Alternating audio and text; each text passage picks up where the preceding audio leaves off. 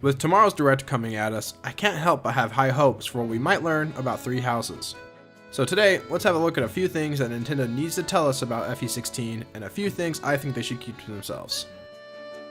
Now, I know that this one is fairly obvious, but of course we need to know when the game is going to be released. If we don't at least get that, then I think there would be a lot of concern in the community.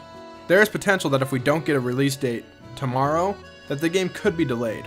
But don't worry, I don't think that's very likely, and I think we will get a release date tomorrow. Next, we need to hear and see more cutscenes. Is Three Houses going to have full voice acting, or is it going to have the Awakening style of voice acting, where we get one-liners and grunts? This will greatly affect the perception of the game. If Three Houses doesn't have full voice acting, then that would be an odd step back from Echoes, where IS proved it can handle the workload of full voice acting. Not to mention, it was extremely good voice acting with standouts like Alm, Lucas, and Berkut.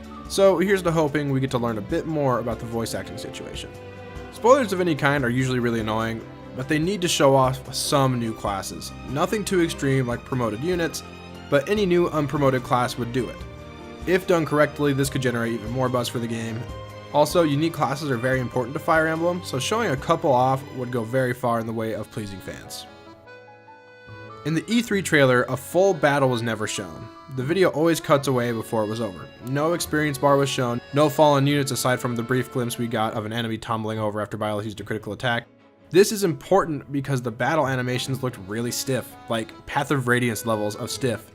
If they show off a couple of really smooth battle sequences from start to finish, it'll go a long way in appeasing some concerns fans have had. Next, town, or hopefully open world, exploration would be a perfect thing to show. It would demonstrate that IS is building upon the good things Echoes did. There have been concerns that Three Houses is going to be too much like Awakening and Fates and not enough like Shadows of Valentia.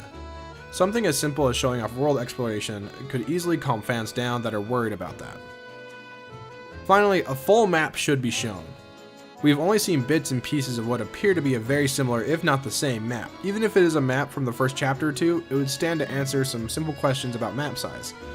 Like, are the maps going to be genealogy big, or are they standard FE size?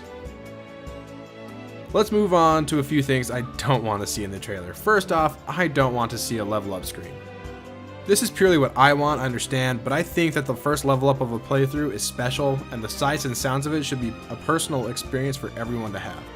Something so integral to the overall feeling of the game shouldn't be spoiled. I do not want to see any promoted units, except maybe a Jagan character if they are in the game.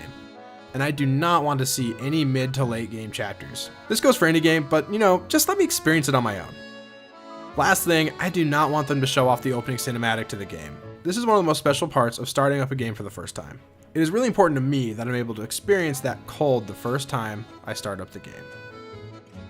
Alright, thanks for watching, friends. Let me know in the comments what you want to see and what you don't want to see in tomorrow's Direct. And as always, like and subscribe for more Fire Emblem discussion.